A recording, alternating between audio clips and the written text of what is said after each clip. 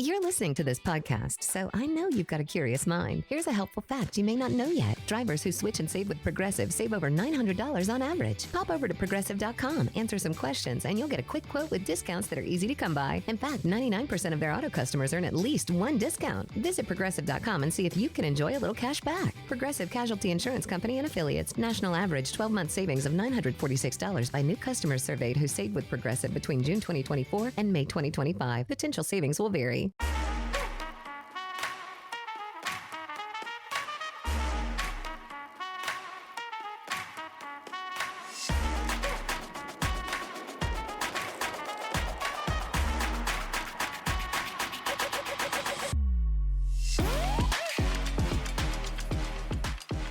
Hello, everybody, and welcome to another episode of Attack the Baseline, a WNBA podcast where every episode we attack our baseline knowledge of the WNBA.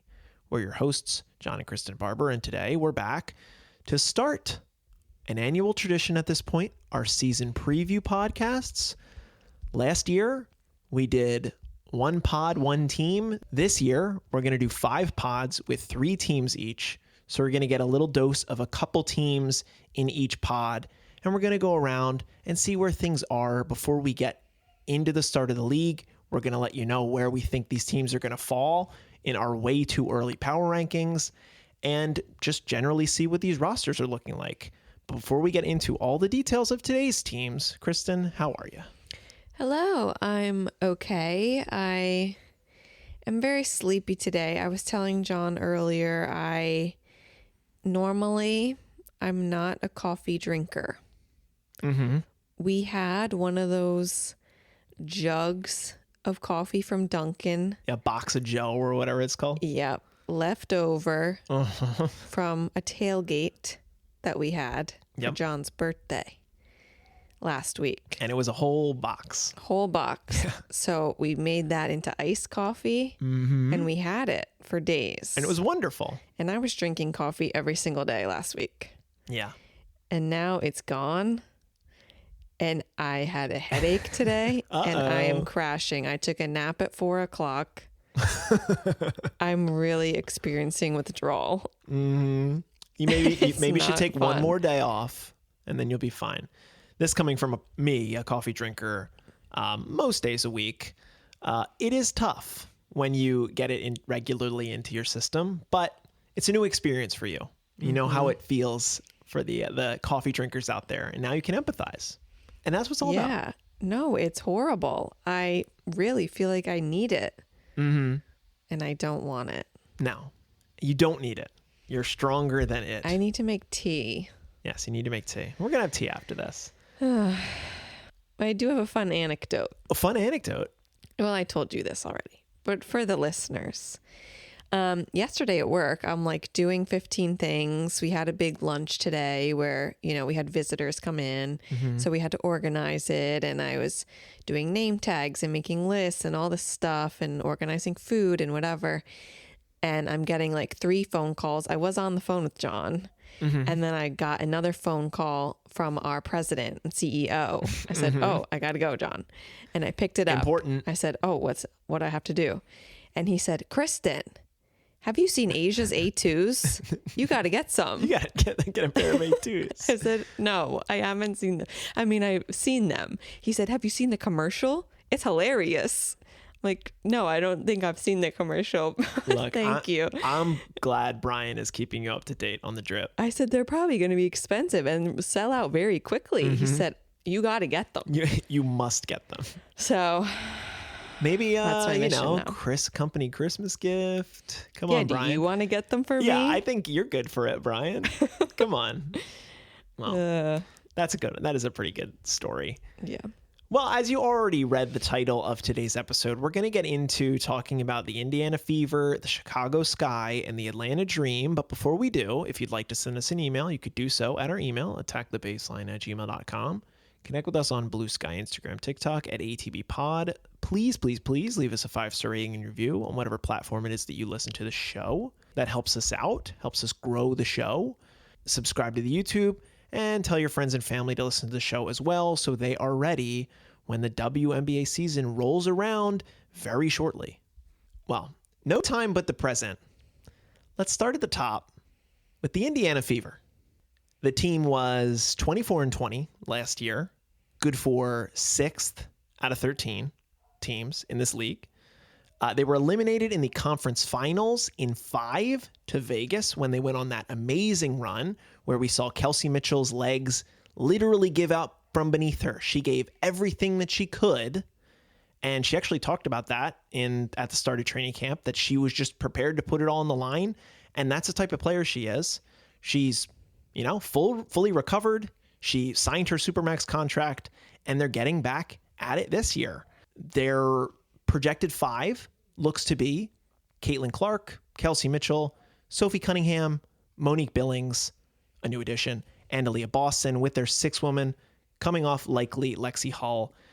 We'll get into more about their roster construction, but Kristen, at first blush, what about this Indiana team feels new or old, or what are you kind of like where you're at with them?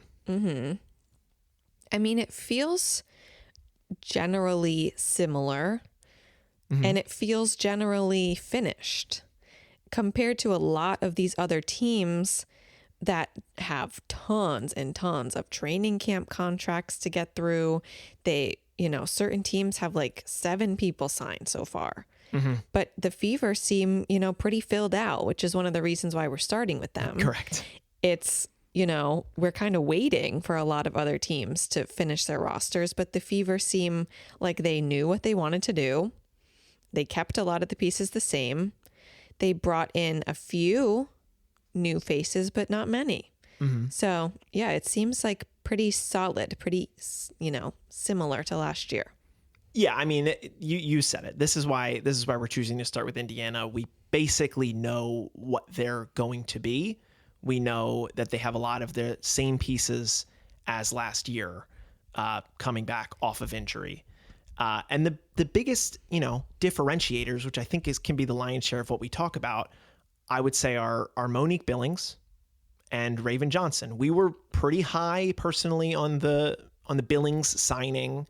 I don't know if I necessarily am as high as I was that day when we talked about it in our free agency podcast. You can go back and listen to that.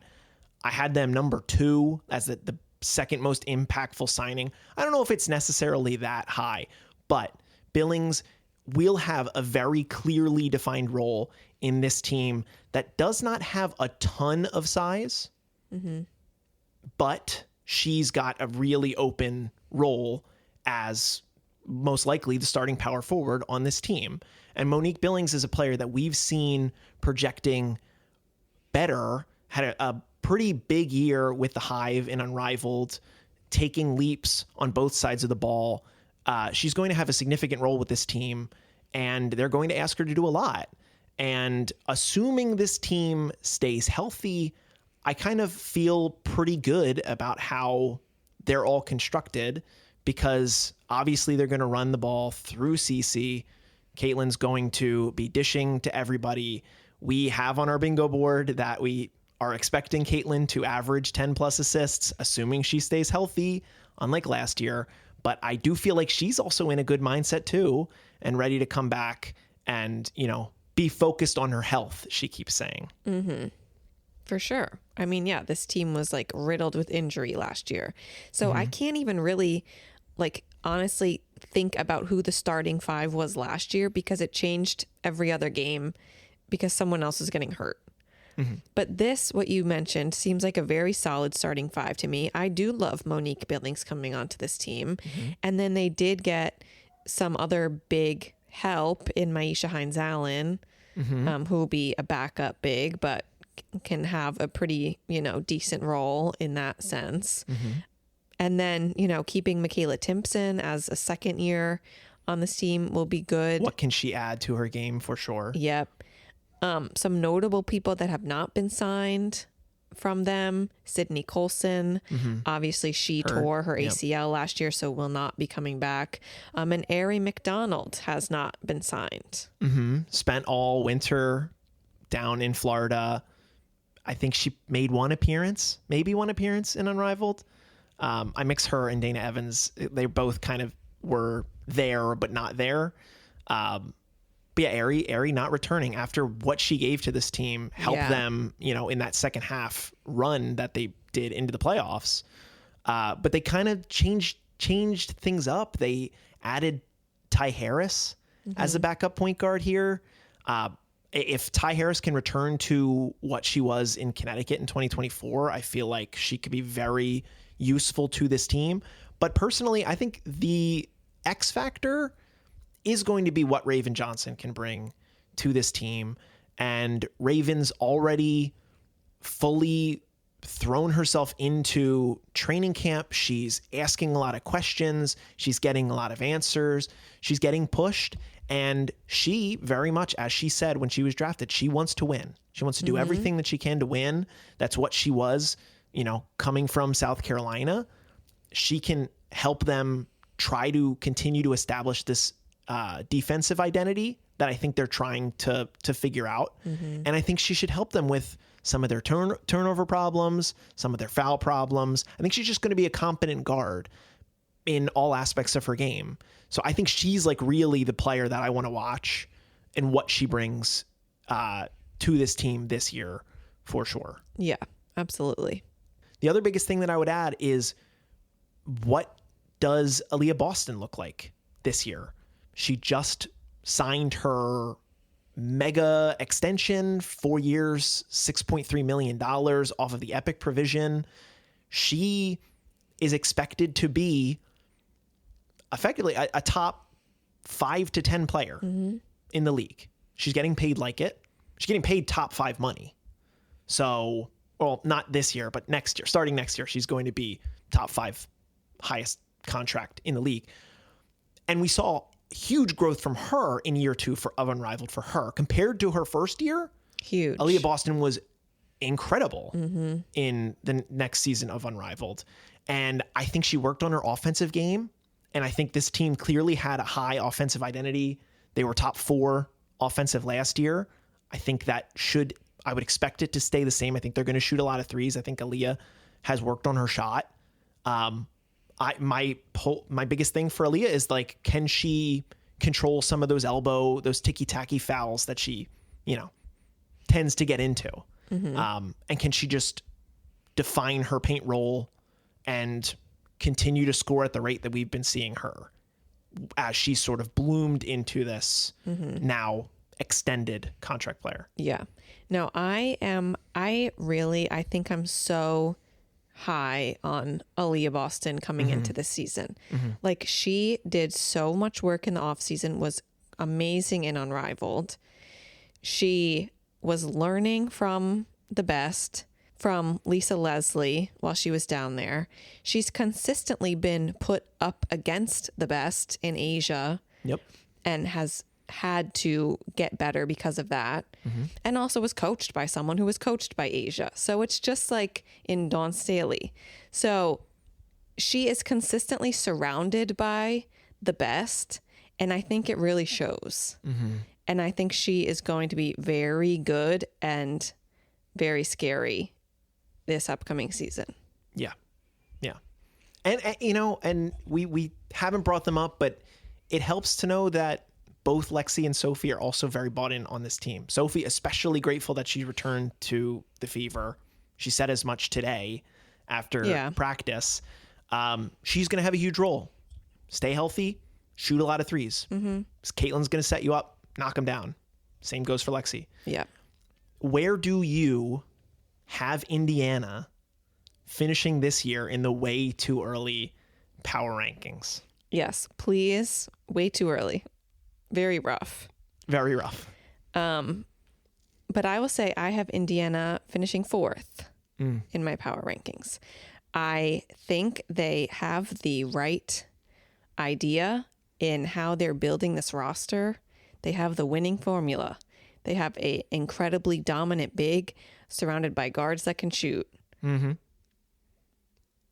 It's pretty good. So, yeah, I am similarly high on Indiana, even a tick higher. I have them 3. It's hugely dependent on health, of course. Caveat. But if they were able to manage 6th with what they were able to do, there is a certain amount of influence. Now, they didn't bring in a lot. Like, we didn't see the same influence that we saw in Dallas, where everybody just wanted to go to Dallas all of a sudden. I was kind of expecting that to happen in Indiana. But Indiana sort of had to work their books because they know about what AB's contract is going to be next year, what Caitlin's contract is going to be the year after that. So they are building this thing for the long term, and they're building it around Caitlin and AB, and that's going to be how far they can go. Mm-hmm. And I think they're both really good players. So I'm expecting, with exactly what you said, a dominant big and guards that can shoot, that they should find a way to score a lot of points. And players like Raven are going to help them lock in their defense. And that's why I feel pretty high, hoping they stay healthy, I guess. You're listening to this podcast, so I know you've got a curious mind. Here's a helpful fact you may not know yet. Drivers who switch and save with Progressive save over $900 on average. Pop over to Progressive.com, answer some questions, and you'll get a quick quote with discounts that are easy to come by. In fact, 99% of their auto customers earn at least one discount. Visit Progressive.com and see if you can enjoy a little cash back. Progressive Casualty Insurance Company and Affiliates. National average 12-month savings of $946 by new customers surveyed who saved with Progressive between June 2024 and May 2025. Potential savings will vary. Geez, I move in a few weeks and I just realized I have exactly zero moving supplies. First big move? Uh-huh. I've been there. Rented a truck, scrounged around for boxes, bribed people with pizza, still lost a chair, strained my back, and my friendships. So, what you're telling me is maybe it's smart to hire a pro because I don't know what I'm doing. That's actually why I used Mayflower. They walked me through everything. What to pack, what not to, when things would happen. It was weirdly calming. We had a move coordinator, real movers. They handled the heavy stuff, the timing, all of it. That sounds very adult. Trust me, Mayflower made my first big move exciting instead of terrifying. Moving is a big step. Trust Mayflower to make it a confident one. Get a free move quote at Mayflower.com. Mayflower, with you every step of the way. Okay, moving things along here, on to our next team, a team that finished bottom of the list last year, the Chicago Sky, and they look a hell of a lot different this year, which is... say that again. You could say that again, and I will. They look a hell of a lot different this year. Projected starting five, Skylar Diggins, Gabby Jaquez, Rakia Jackson, Azare Stevens, Camila Cardoso, with the sixth player likely being Elizabeth Williams, maybe JC Sheldon. Obviously, they're key additions. This is until Dejanay returns. Yes, I'm saying this is their starting five to start the year. Mm-hmm. Game one. Okay. So that's the caveat. Dejanay Carrington, we found out, is hurt. We knew she was hurt. She's having bolts removed from her foot. Likely 6 to 8 weeks recovery time. She should be back pretty soon. She would be the starting two, I would expect, on this team. And then they have Courtney Vandersloot as well, who has currently no timetable to return, but signed a 2-year contract with Chicago. So is staying at least 2 more years on guaranteed money. It's so crazy to me. I'm sorry. It's pretty crazy. Like, I just cannot understand this franchise. How do they make such insane decisions and still end up with this starting five? It makes no sense to me. I mean, that the first note I had was they truly an abject disaster that lucked into a competent starting five. Mm-hmm. That starting five is competent. Like, just hire Sloot, tore her ACL last year pretty early. So if she was like younger, she should be back pretty soon, but still no timetable to return. Just hire her as a coach. Why are you giving her a 2-year contract when she's not even going to play? Insane. I don't know. Okay, continue. Look, they love Sloot. Remember that. Yeah. They love Sloot. They said, I think they love Sloot because Sloot loves them. That's a really good point. It's a really good point by you. Mm-hmm. And it's probably true. It's probably very true. I mean, I'll say as much here. Like, that's a competent starting five. Biggest move that we have already talked about is this Rakia Jackson trade. The swap for Ariel Atkins, the player that, Chicago used was it the 3rd overall pick They traded 3rd overall pick for Ariel Atkins 2 years ago. She played 1 year with the team, and they end up swapping her, signing and trading her for Rickea Jackson, a young star who, by all intents and purposes, wanted to go to Chicago, was excited to go to Chicago. She said, Chi-Town up. She said it. And now she gets to kind of be the new star to that franchise as they let Angel Reese go. And that's what makes them a new look team, even though they're still going to be fundamentally bound by having 2 centers in their starting lineup, because Azare, who is quite good and is on the rise and is being paid on the rise, I don't know if she necessarily fits with Camila Cardoso. She can shoot the ball. That certainly helps. And I honestly, admittedly, have not watched a lot of Camila in China. I know she had some dominant stretches and she's a dominant player, but while I say that this is a competent starting 5, there are still some fundamental questions that I have about the decisions that were made by this Chicago team, but I'm doing that every single day. I'm questioning them every single day. And the reason that they're in this position, why they have no, young talent of their own outside of Gabby Jaquez, is because they traded all their picks away and they have to win because they have nothing to lose for. Sorry, I know I'm just kind of going on. Yeah, we really don't need to go on a rant about this again. But I will say, I guess I disagree with you in this Azare Camilla thing. Like, I firmly believe in this. Like, I think this is going to be actually really good. I'm not saying it will be bad. I just think it would be a little better if Azare could be actually be a center instead of having to play. She doesn't have to be. She's not. I don't think she is a traditional center. She doesn't have to be a center. Okay. Noted. Maybe I'm wrong. I mean, yeah, send us an email if I'm way off base on this. Well, that's fine.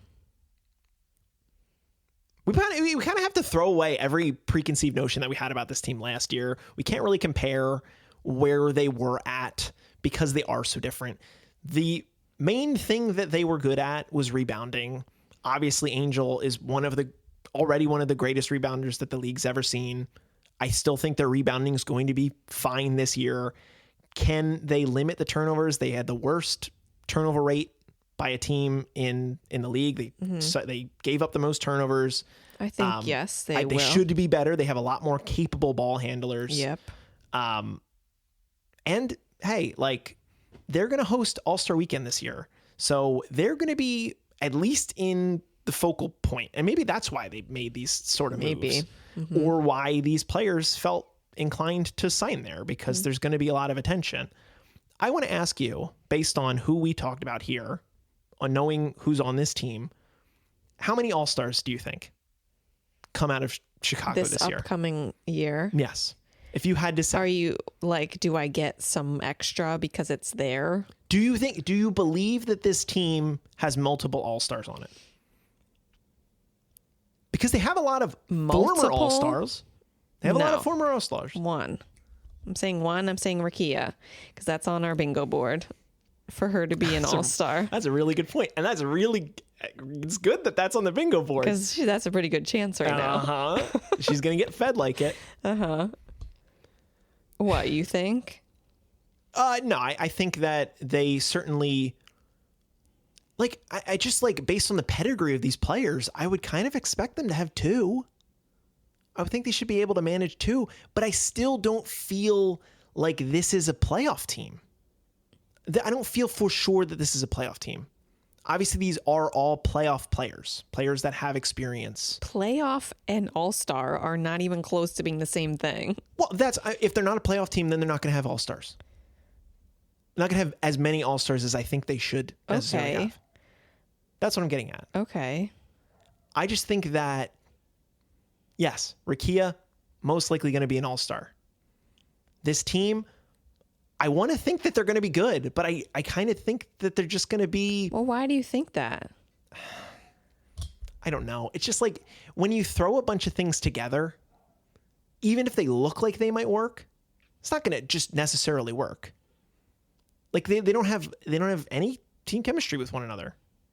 Like, you don't even have the luxury of any of these players having played together in Unrivaled, and they have decent Unrivaled representation too, which is just fundamentally good. I think that's good to have on your team, but I need to see it. Okay. It sounds good on paper, but I need to see it. Well, I guess you seem to doubt. I think this team will be pretty good. Like, as I said, I believe that Azare is going to be a good complement to Camilla. I think Camilla is going to be much more comfortable in what she's used to in playing a true center role now that she will have a lot more space there. Sure. So she will be more efficient. I think Rakia is going to get so many more touches, and while that might take a minute to develop, I think she absolutely has the capability of being, a very good wing on this team. And she will definitely grow into that this year, being given this opportunity. I think Skylar is incredibly good at managing the floor, as we saw in Unrivaled when that Owls team had nothing going for it. And even in Seattle too. I mean, that was a mess. Like, she completely raises the floor of a team in my eyes. Yeah, I will give you that. Yep. Dejanay, when she comes back, is like one of the best defenders in the whole league. I'm actually like so sad she left Minnesota and came here to Chicago. I think this is a huge pickup for Chicago. I'm excited to see Gabriela Jaquez in this position. I will see what she can give right off the bat. I think having Dejanay not there right now is going to be a little rough in the beginning. Yeah, it certainly will. Chicago fans, don't fret if they start off a little rough. As you mentioned with the chemistry, like, this might take a minute to gel. Yeah. But I think, a couple weeks. Just give it a couple weeks, season, Chicago fans. That's fine. Like, I think this will turn into a good team. Sure. I really want to hear from our Chicago listeners out there. I really want to know how you're feeling about this, because I'm sure you're over the moon about Rakia. What do you kind of feel like about Jeff just sort of cobbling together a bunch of, long-term vets, long-term league vets, all-star upside? Like, how do you feel about this? Do you feel like there's your Chicago Sky identity, or at this point are you like, that's out the window, just give me in this new generation of Chicago Sky basketball? Well, I feel like this starting lineup, this is not a clobbered together starting lineup to me. Like, to me, this is a good starting lineup. Yes, I'm not. That's the difference of what I'm saying. I'm not saying that it's clobbered together in the sense that these players don't fit together. They fit together. It's just like he took them from all over the place. Well, so what? I don't know. It just, something about it seems too good to be true. Okay. I can give you that the bench is not what it should be, probably. You just traded first for JC Sheldon. How many minutes is JC Sheldon going to play? I know. Yeah. You have JC, Haley Van Lith, Rachel Bannum, who are all basically small guards that are not going to get a lot of time, because Skylar Diggins is going to take up a lot of time, as she should. Which is also why it's just insane that Courtney Vandersloot is signed on this team. Yeah. As a point guard. Maddie Westbeld gave you good playing time last year. She definitely will get a lot of time because she's... I don't know. I could see a world where she's cut. Then they have like no size on the bench. No, they have Elizabeth Williams. Who's good. I love Elizabeth Williams. We know. But yeah, their bench is very much a struggle in size. Yes. I question the amount of guards that don't seem super playable to me being on this team. That gives me a little bit, at least a little bit of pause, a little bit of extra pause. But your top 7, your top 8 are pretty fine. So let's just go. How you are high on them. I am not as high on them. Where do you have them? I'm not saying I'm high. You just seem very low still. Well, they need to give me a reason to believe in them. Okay. And I'm not even a Chicago Sky fan, so. Okay. Well, look, I will say I have Chicago finishing 8th. Wow. Okay. You have them making the cut. I do. I do have them. I will say I have them as a bubble team. I think they have certainly a shot to make the playoffs, but I have them ranked 11th. Oh, wow. Okay. And it's mostly a product of my 7 through 11 being pretty packed. There's a tier of teams that I think are going to be fighting over a couple playoff spots. So Chicago at 11, I can certainly see the world where they're 8th. So that's kind of where we're at with Chicago. Show it to me. You're listening to this podcast, so I know you've got a curious mind. Here's a helpful fact you may not know yet. Drivers who switch and save with Progressive save over $900 on average. Pop over to Progressive.com, answer some questions, and you'll get a quick quote with discounts that are easy to come by. In fact, 99% of their auto customers earn at least one discount. Visit Progressive.com and see if you can enjoy a little cash back. Progressive Casualty Insurance Company and Affiliates. National average 12-month savings of $946 by new customers surveyed who saved with Progressive between June 2024 and May 2025. Potential savings will vary.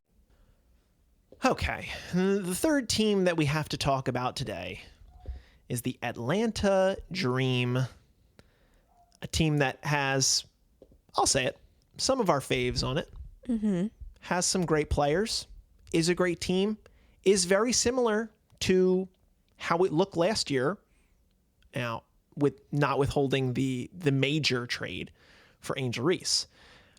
They finished 30-14 last year. It was the most wins in franchise history under rookie head coach Carl Smesko, who is the mad scientist of basketball. If you haven't heard his nickname, he cooks up a lot of interesting offensive sets.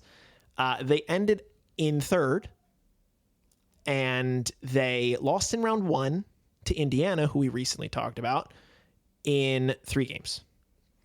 Now, what we would project their starting 5 to be, with the recent news that Bree Jones will be out indefinitely with a torn meniscus that she suffered in February. I assume she already had the surgery, so I'm assuming that she'll be back at some point, despite the no timeline notification that we got. But she'll be out for a bit. Their starting 5 looks to be Jordan Canada, Alicia Gray, Ryan Howard, Naz Hillman, and Angel Reese, with their 6th woman being Tahina Paopao, and some of their X factors being rookie players Medina Okot and Isabel Borlase. Now, I think for this team, the expectations are going to be huge. Last year, I didn't think the expectations were super high for them with how they handled the year before. Remember, they were that 8th seed. They got basically destroyed by New York. And now they come in, they get the new head coach, and Leash takes this all-W leap, and Ryan has a good year, and Bree Jones has an excellent year after coming from Connecticut. Now, they kind of can't be the fun, no expectations team. They have to be, we have one goal, and it's to be the best team that we can be in the league.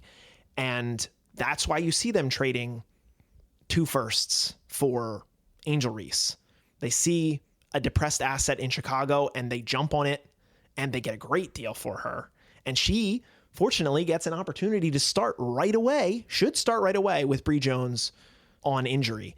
Yeah, I completely agree with that, because everyone saw how effective these players were last year when we weren't sure how the new head coach was going to go, how he's so big on 3-point shooting and ball movement. Yeah. Yep. And, we just didn't know, but the players, definitely raised the bar from what people thought last year was going to be. I do think losing Bree Jones here for this period of time is going to drastically mess that up.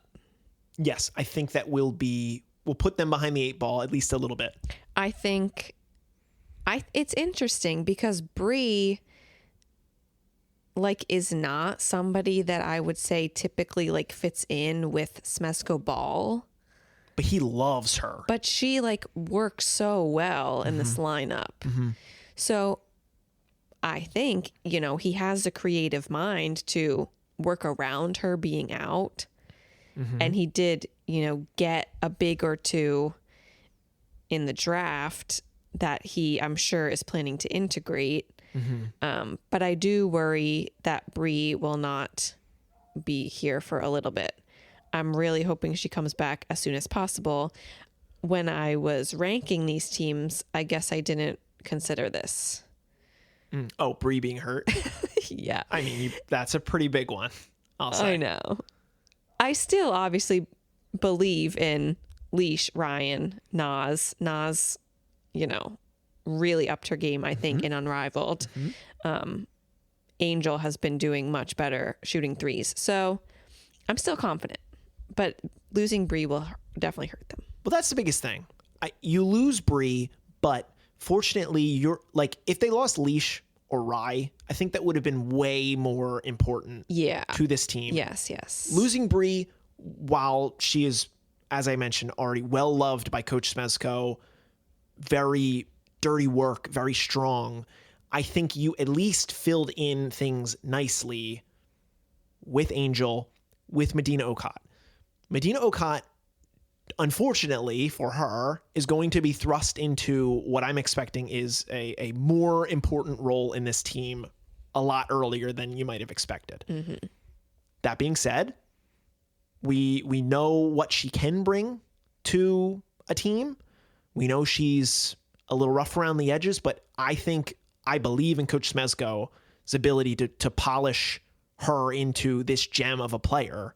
I think she could be this strong Bree Jones type. I mean, she's not necessarily built the same way that Bree Jones is built, but I think they're going to kind of expect her to do that. And Angel, we know, is tough. We know Angel's going to get this team a lot of rebounds, and she's going to be able to kick the ball out, most importantly, to these shooters who know how to shoot. Yeah. It's the same thing that we said when we talked about Indiana. They have capable bigs here in Atlanta, and they have shooters that can shoot. And it's so true. Like, I like comparing Aaliyah Boston and Angel Reese. Like, obviously, Aaliyah Boston is much more built than Angel. So I would go to, Aaliyah is, stronger. But honestly, like, what is the strength of a big than fighting at the rim and getting a rebound? Yeah. And literally, Angel's the best rebounder in the league right now. So who am I to doubt that in any way? Yeah. And Angel doesn't have to have a huge offensive load. This team was number 2 in offense last year, number 2 in defense last year. And I don't expect that huge of a drop off missing Bree. I do expect there to be some level of drop off, but I believe so much in what Coach Smezko has, put together here. And I also believe that this team is going to have the benefit of chemistry, having played virtually all together for, a year plus. I think Pow Pow's only going to get better. I think she's going to be really, really good. Taylor Theory. Can Taylor Theory bring anything, as a rotation big? Isabel Borlace. I mentioned her earlier. I'm obsessed with her. You're obsessed with her. You picked her in our mock expansion. She, she averaged 22 points a game. Yes. And she's just another capable shooter. Atlanta gives me no reason for concern. No major reason for concern. Like I said, if it's Leisha Rye, then it falls off a cliff for me. Expectations fall off a cliff for me. But I believe in what those two have more than most duos in the league. Yeah, I totally agree. Obviously, Alicia Gray coming off of a win in Unrivaled, a championship. She won a championship in 3-on-3 FIBA, whatever it was. Yeah, FIBA 3-on-3. So she's been having an incredible year. Leash. And Naz too. Naz was there for that championship. Yes. That FIBA. And Leash was in the 1v1 final in Unrivaled. Look. She was all W. Are you saying look? You're not saying luck. No, look. Okay, look. I thought you were saying luck for a second. No, I don't expect her to take a step back. She's a top 10 player right now. Yeah. She should stay a top 10 player. That's good. Can Ryan take a leap now? Right. That's what I think we have to look. Ryan has such bright moments. The brightest of the bright. And some days it just isn't there. She can shoot them out of a game. Yes. Yeah. So I definitely am looking for a little bit of a bump in Ryan this year. But obviously these two, Leash and Rye, are the BFFs. Yep. Two of our favorite players. I'm so excited to watch them again together. Sneaky, underrated storyline for this team. I do think there will be a level of needing to replace what Maya Caldwell gave to them off the bench last year and in spot starts. Really good defensive guard. That's why I'm going to need to see what Pow Pow can do in year 2, what Borlase can give them in year 1, like from a defensive standpoint. I would be more worried with the defense falling off than the offense falling off. That's kind of what I'll say with Atlanta. Yes, no, I agree. And I will say, like, they have a spot or two on their roster right now to get somebody else. They've got room. They've got room to work. Hey, Natasha Cloud's sitting out here. They don't have the money for her. Okay. I know. I'm not looking at the salary sheet. And unfortunately, but she's a defensive demon. Yeah, but she's a redundant for maybe they shouldn't have signed Jordan Canada, and instead they should have considered signing Natasha Cloud. Right. If we were thinking about, what else could they have done in the offseason, I think not signing Jordan Canada. I think there was doubt that they would do that from us. Certainly was. Oh, maybe they won't re-sign Jordan Canada. She's just so small, but she's, very fast, very good. And she's been with this core group for a long time. So right. I get it. Right. So, we're going to see what they do, how they look. But as far as our power ranking is concerned, where are you putting Atlanta? I have Atlanta with the caveat that you put them quite high. But you're just assuming that Bree Jones is coming back early. Hey, I think she's coming back very in 3 early. weeks. She can fight through it. No, she can't. She got surgery. Yeah. She's not playing on a torn meniscus. I have them finishing third again. Okay. Yes, I do. Obviously, it will help when Bree comes back. But as we said, I believe in them to carry it without her. Fair. For a limited time. Well, I have them. It's interesting. In this pod, we have a bit of a mirror. You had Indiana 4 and Atlanta 3, and I have Indiana 3 and Atlanta 4. Sure. I have them finishing 4th with Bree Jones being hurt. I think that's going to they maybe go 500 for the first 10 games or something as they're just kind of figuring it out. And then they're going to go on a hot streak. I expect them to go on a hot streak, but I can't just say that they're going to be the number 1 team when they're losing such a fundamental piece to what made them so good last year. Okay. That'll do it for Atlanta. All right. Well, so that's kind of what to expect here in the weeks to come. The season's starting on the 8th, and we've got a lot of teams to get through. A lot of teams. We have not a lot of time. Yes, a lot of teams and all that. So be on the lookout. Set your notifications for when new episodes drop. There should be at least another one this week, if not 2 more. And we will get you all these team previews before the season starts in May. So you can expect it to come fast and furious here. And I will say, if you're a newer fan, if this is your first season, send us your questions, send us your comments, your takes, things that you don't understand or anything like that. We are newer fans and we're happy to help a fan out. Yes, we are in our 3rd year of attacking our baseline knowledge of the WNBA. And if this is your first year, welcome. Happy to have you. But yes, send us questions to our email, attackthebaseline@gmail.com, or DM us on Instagram or Bluesky or TikTok at ATBPod. Subscribe to the pod on YouTube. Tell your friends and family about the show, and if you'd be so kind, leave us a 5-star rating and review as we go into this new season of WNBA action with all brand new teams and brand new expectations. But I think that's going to do it for today's show. Kristen, I'm staring at the baseline, and as always, what are we going to do? Attack it. Attack the baseline. Thank you so much for listening, and we'll be back with 3 more teams very soon.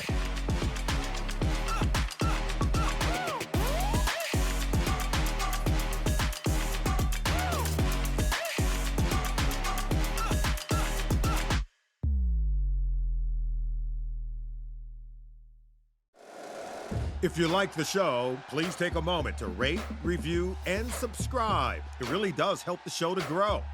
Thank you for listening.